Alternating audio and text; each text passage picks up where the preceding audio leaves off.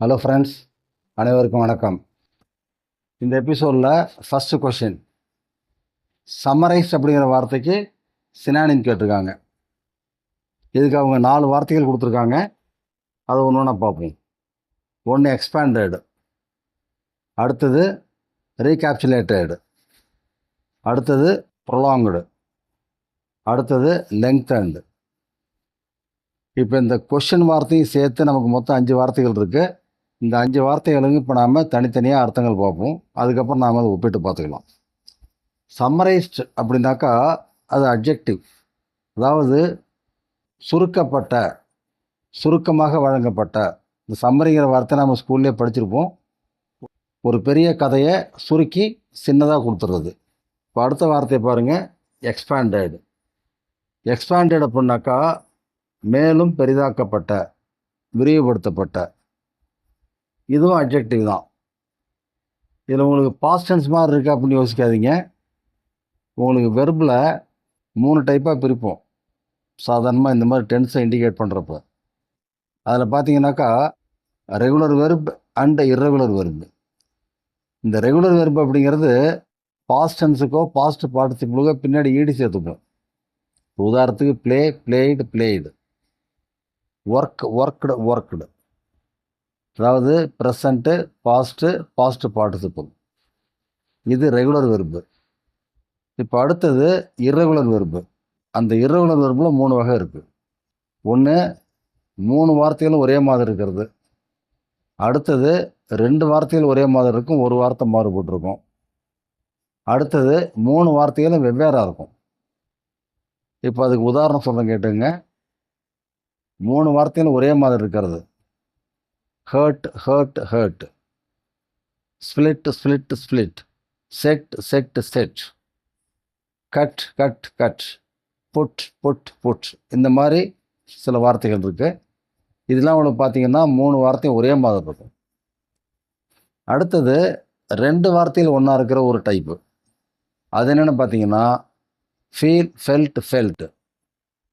மீன், meant, meant. Run, ran, run.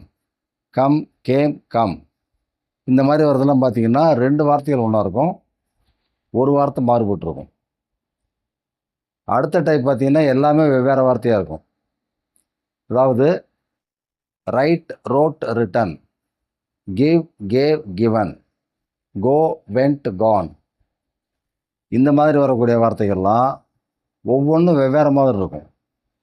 இது ஒரு type.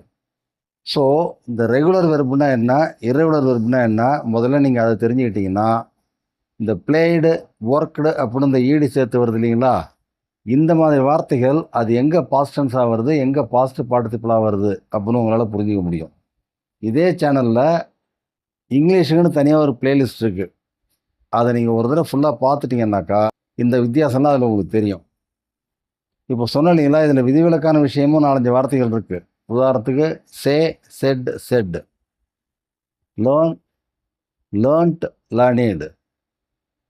அதில் ஈடு சேரும், 3 வார்த்தையும் வெவ்வேறாகவும் இருக்கும். இந்த மாதிரி 1-2 விதிவிலக்கான வார்த்தைகள் இருக்குது. பே, பெய்டு, பெய்டு. இந்த மாதிரிலாம் இருக்கிறது. இப்போது பிளேடு அப்படிங்கிற வார்த்தை, வாக்டு அப்படிங்கிற வார்த்தை எங்கே பாஸ்ட் டென்ஸாக வருது, எங்கே பாஸ்ட் பார்ட்டிசிபிளாக வருது அப்படிங்கிறது நீங்கள் இந்த கிராமர்லாம் ஃபுல்லாக படிச்சிங்கன்னா தெரியும். இப்போ பர்ஃபெக்ட் ஃபார்மில் வரும்பொழுது he has blade, he has worked, he has walked. இந்த மாதிரி வர்றப்ப அந்த வார்த்தை ஈடு சேர்ந்த வார்த்தை தான். இந்த இடத்துல அதெல்லாம் பாஸ்ட் பார்ட்டிசிபிள். இப்போ அதுவே ஒவ்வொரு வார்த்தையும் வெவ்வேறு வரக்கூடிய வார்த்தை தொகுப்புலேருந்து எடுத்து போட்டிங்கன்னா அந்த வித்தியாசம் தெரியும். உதாரணத்துக்கு he has given, he has taken, he has return. இந்த இடத்துல உங்களுக்கு வார்த்தை தெரிஞ்சு போகும், அது பாஸ்ட் பார்ட்டிசிபிள் அப்படின்ட்டு. இப்போ ஹீ பிளேடு அப்படின்னா அவர் விளையாடினார், ஹீ ஹஸ் பிளேடு அப்படின்னா அவர் விளையாடி இருக்கிறார். இப்போ 2 இடத்துலையும் ஒரே வார்த்தை வருது. ஆக அந்த சென்டென்ஸ் என்ன டைப்புன்னு பாருங்கள்.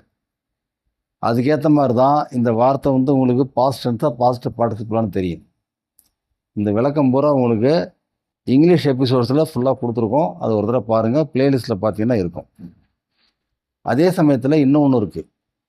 இந்த பாஸ்ட் பார்ட்டிசிபிளோட ரோல்ஸ் வேறு இடத்துலையும் வரும். இப்போ உதாரணத்துக்கு ப்ரெசன்ட் பார்ட்டிசிபிள் அப்படிங்கிறோம். இந்த ஐஎன்டி சேர்க்கறது பூரா உங்களுக்கு ஒரு பக்கம் இந்த கண்டினியூஸ் ஃபார்ம் அப்படிம்போம், அதே சமயத்தில் அது ஜெரண்ட் அப்படிம்போம், தொழில் பெயர் அப்படிம்போம். இப்போ உதாரணத்துக்கு வாக்கிங், நடந்து கொண்டு, இன்னொரு பக்கம் நடத்தல். இப்போ அதை நம்ம சென்டென்ஸை சொன்னோம்னாக்கா, இப்போ ஹீ இஸ் வாக்கிங் அப்படிங்கிறப்ப அவர் நடந்து கொண்டு இருக்கிறார். இந்த இடத்துல அது உங்களுக்கு ப்ரெசன்ட் பார்ட்டிசிபிள். அதே சமயத்தில் walking is a good practice for health, இப்படி சொல்கிறப்ப இந்த வாக்கிங் அப்படிங்கிறது அங்கே நவுனு. இது வந்து உங்களுக்கு ஜெரண்ட் அப்படின்னு சொல்லுவோம், தொழில் பெயர் அப்படிம்போம், நவுனாக வருது. ஸோ ப்ரெசன்ட் பார்ட்டிசிபிள் அப்படிங்கிறது ஜெரண்டாக வரும். அதே போல் ஃப்யூச்சர் பார்ட்டிசிபிள் இன்ஃபினிட்டிவாக வரும். அதே போல் பாஸ்ட் பார்ட்டிசிபிள் அட்ஜெக்டிவாக வரும். இப்போ இந்த பாஸ்ட் பார்ட்டிசிபிள்லாம் உங்களுக்கு எப்படி அட்ஜெக்டிவாக வருதுனாக்கா, இப்போ உதாரணம் சொல்கிறேனே, பழைய புத்தகம், புதிய புத்தகம், உயரமான மரம், நீளமான சாலை எப்படிலாம் சொல்கிறோம் இல்லையா, இதில் அந்த பொருளோட தன்மை விவரிக்கிறது தான் உங்களுக்கு அட்ஜெக்டிவ். அது முதல்ல வருது உங்களுக்கு. உதாரணத்துக்கு the long road, it is a tall tree. இதில் இந்த லாங் அப்படிங்கிறதும் டால் அப்படிங்கிறதும் அட்ஜெக்டிவ். அதே போல் it is a new book, it is an old book. இந்த நியூ ஓல்டுங்கிறதெல்லாம் இங்கே அட்ஜெக்டிவாக வருது. அதே போல் it is a gifted book, it is a sold book. இந்த மாதிரி வர்றப்ப it is a gifted book அப்படின்னா இந்த இடத்துல கிஃப்டட் அப்படிங்கிறது உங்களுக்கு அட்ஜெக்டிவாக வருது. கொடுக்கப்பட்ட புத்தகம், பரிசீலிக்கப்பட்ட புத்தகம். அதே போல் தான் ஏ கிவன் புக் அப்படின்னா கொடுக்கப்பட்ட புத்தகம். இந்த இடத்துல இந்த பாஸ்ட் பார்ட்டிசிபிள் அப்படிங்கிறதுலாம் உங்களுக்கு அட்ஜெக்டிவாக வரும். ஸோ இதில் நீங்கள் பார்த்தீங்கன்னா சம்மரைஸ்ட், எக்ஸ்பேண்டட், ரீகேப்சுலேட்டட், ப்ரொலாங்டு அண்ட் லெங்க்தன்டு, இது எல்லாமே பாஸ்டன்ஸாக இருக்குது. ஸோ இந்த வார்த்தையெல்லாம் பார்த்துட்டு நீங்கள் பாஸ்டன்ஸ் அப்போ நினைக்கக்கூடாது. இங்கே இது எல்லாமே அட்ஜெக்டிவாக வருது. பொதுவாகவே ஒரு வார்த்தை அட்ஜெக்டிவில் கொடுத்தாக்கா அதுக்கான சினானிம்ஸ், ஆன்டனிம்ஸ் அதெல்லாம் கூட அவங்க அதே பேட்டர்னில் தான் கொடுப்பாங்க. அட்ஜெக்டிவ்னா எல்லாம் அட்ஜெக்டிவாக இருக்கும், நவுன்னா எல்லாம் நவுனாக இருக்கும், வெர்புனா எல்லாம் வெர்பாக இருக்கும். அதில் மாற்றி கொடுத்துருந்தாங்கன்னா அது உங்களுக்கு ஐடென்டிஃபை பண்ணுறது இன்னும் ஈஸியாக இருக்கும். எது சரியான ஆன்சர் அப்படின்னு கண்டுபிடிக்கிறது அது இன்னும் ஈஸியாக இருக்கும். ஓகே, இப்போ அடுத்த வார்த்தையை பார்ப்போம். ரீகேப்சுலேட்டட் அப்படின்னாக்கா ஒரு விஷயத்தை சுருக்கமாக சொல்லி அது திரும்பவும் நாம் சொல்கிறது. அந்த மெயின் பாயிண்ட்ஸை பூரா சுருக்கமாக ஒன்று சேர்த்து அதை திரும்பவும் சொல்கிறது. அதாவது summarised and stated again the main points of. இதுக்கு நாம் பொதுவாக சிமிலர் வேர்ட்ஸ் அப்படின்னாக்கா சம் அப், ரீஸ்டேட் இந்த மாதிரிலாம் சொல்லுவோம். பட் ரீஸ்டேட் அப்படிங்கிறது வெர்பு. உங்களுக்கு இதே பயாலஜியில் பார்த்தீங்கன்னா வேற ஒரு அர்த்தம் வரும். அதாவது repeat and evolutionary or other process during development and growth. இப்போது வளர்ச்சி, அதோட பரிணாம வளர்ச்சின்னு பார்க்கும்பொழுது திரும்ப அது ரிப்பீட் ஆகிறது. ஸோ பயாலஜியில் அது அந்த அர்த்தத்தில் வரும். இது அடுத்தது நாம் மறுபரிசீலனை செய்யப்பட்டது அப்படி கூட சொல்லலாம். இப்போ அடுத்து மூணாவது வார்த்தை பாருங்கள், ப்ரோலாங்டு. ப்ரோலாங்டு அப்படின்னா நீடித்திருக்கின்ற, ரொம்ப காலமாக தொடர்ந்து காணப்படுகின்ற, நீண்ட காலம் நிகழ்வில் இருக்கின்ற, இந்த மாதிரி அர்த்தத்தெல்லாம் வரும் ப்ரொலாங்டு அப்படின்னாக்கா. எக்ஸாம்பிளுக்கு சொன்னீங்கன்னாக்கா இந்த ரீஜியன் சஃபர்டு எ ப்ரொலாங்டு ட்ராட், அதாவது இந்த பகுதி வந்து ரொம்ப நாளாக வறட்சிலேயே கஷ்டப்பட்டுக்கிட்டு இருக்கு அப்படின்னு சொல்லும்பொழுது இந்த ப்ரொலாங்டு அப்படின்னா நீண்ட நாளாக அப்படியே இருந்துக்கிட்டு இருக்கு அப்படிங்கிறது. அடுத்தது லெங்க்தன்டு. இந்த லெங்க்தன்டு அப்படிங்கிறது நீளமாக்கப்பட்டது, அதாவது நீட்டிக்கப்பட்டது அந்த இடத்துல வரும். இந்த ரெண்டு வார்த்தை கம்பேர் பண்ணி பாருங்கள், ப்ரொலாங்டு அண்டு லெங்க்தன்டு. ரெண்டுக்கு என்ன வித்தியாசம்னா, ப்ரொலாங்டு அப்படின்னு சொல்கிறப்ப அது நேரம் சம்மந்தப்பட்டது, லெங்க்தன்டு அப்படின்னா அது தூரம் சம்மந்தப்பட்டது. இப்போ இந்த 4 வார்த்தையும் நீங்கள் ஒப்பிட்டு பார்த்தீங்கன்னா சம்மரைஸ் அப்படிங்கிற வார்த்தைக்கு எது சினானிம் அப்படின்னா ரீகேப்சுலேட்டட். அடுத்த கொஸ்டினை பார்ப்போம். இதில் அவங்க கொடுத்துருக்கிற வார்த்தை டாட், டிஏயூடி, டாட். இதுக்கு அவங்க கேட்குறது சினானிம். இதுக்காக அவங்க கொடுத்துருக்கிற வார்த்தை 4 வார்த்தைகள். அது ஒன்று ஒன்று பாருங்கள். Slack, tight, tone, flaccid. இப்போ இந்த 5 வார்த்தையும் தனித்தனியாக நம்ம பொருள் பார்ப்போம். டாட் அப்படின்னா ரொம்ப ஸ்டிஃபாக இருக்கிறது, தளராமல் இறுக்கமாக இருக்கிறது, உறுதியாக இருக்கிறது. இப்போ பிடிச்சி இழுத்து கட்டியிருக்கோம் கைத்தை டைட்டாக. இப்போ துணியெல்லாம் காய பொறுத்து கொடிகேரெலாம் கட்டுறோம், இழுத்து டைட்டாக கட்டுறோம். அந்த மாதிரி இருக்கிறதுக்கு பேர் டாட். அடுத்து ஸ்லாக் அப்படின்னாக்கா கொஞ்சம் மந்தமாக இருக்கிறது, தளர்ந்து இருக்கிறது, கொஞ்சம் தாமதமாக இருக்கிறது. அடுத்த வார்த்தை டைட்டு. இதுக்கு என்ன அர்த்தம்னா இறுக்கம், ரொம்ப இறுக்கமாக இருக்கிறது, பிடிப்பான, ரொம்ப பிடிப்பாக இருக்கிறது. இப்போ உறுதியாக பிடிச்சிக்கிட்டு இருக்காங்கன்னு சொல்கிறோம் இல்லையா, ரொம்ப டைட்டாக பிடிக்கிறாங்கன்னு சொல்கிறோம் இல்லையா, அதுதான். இப்போ அடுத்த வார்த்தையை பாருங்கள், டோன், TORN, டோன். இந்த டோன் அப்படிங்கிறது dear, door, tone. டியரோட past participle, அதாவது கிழிந்த நிலையில் உள்ள, பிஞ்சு போச்சு, கிழிஞ்சு போச்சு, அதுதான் நாம் டோன் அப்படிம்போம். அடுத்தது ஃப்ளாசிட், ரொம்ப மெல்லிய பொருளுக்கெல்லாம் ஃப்ளாசிட் அப்படிம்போம். இப்போ இதெல்லாம் ஒப்பிட்டு பாருங்கள்.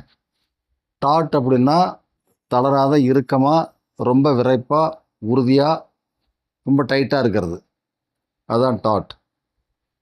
அதே போல் டைட் அப்படிங்கிறது இறுக்கமாக இருக்கிறது, ரொம்ப உறுதியாக பிடிப்பாக இருக்கிறது. ஆக இப்போ இந்த டாட்டுக்கான சினானிம் டைட். அடுத்த வார்த்தையை பாருங்கள். இதில் இந்த கொஸ்டின் வார்த்தை எடிபிள். இதுக்கான சினானிம் கண்டுபிடிக்க சொல்கிறாங்க. அதுக்கு அவங்க கொடுத்துருக்கிறது 4 வார்த்தை. ஒன்று நாய்சம், அடுத்தது மார்டல், அடுத்தது நாக்சியஸ், அடுத்தது நியூட்ரிட்டிவ். இப்போ இந்த 5 வார்த்தையும் தனியாக அர்த்தம் பார்க்கலாம்.